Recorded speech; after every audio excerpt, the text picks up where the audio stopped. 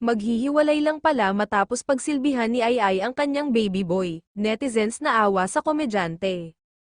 Isang malaking revelasyon ang inaasahang ibabahagi ni Ai sa publiko sa eksklusibong panayam sa kanya ni Boy Abunda sa Fast Talk with Boy Abunda, ang afternoon showbiz talk show program ng GMA7.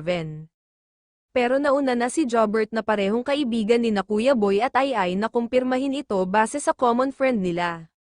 Saad nito, in fairness daw kay Ai, ginawa raw nito ang lahat upang mapaligaya ang mister at I'm sure tinulungan niya ito sa kanyang flying school. Now that he is a pilot, they opted to stay in America, at si Ai di ba bihira siyang umuuwi dito kapag may mga show, sabi pa ni Jobert. Nalungkot naman ang publiko dahil talagang nagsakripisyo at nag-focus ito sa kanyang pagmamahal sa asawa to the point na nakalimutan na nito ang kanyang sarili. Ikinasal sina Ai at Gerald sa Christ the King Parish Church sa Green Meadows, Quezon City, noong 12 ng Disyembre taong 2017, ang Feast of Our Lady of Guadalupe.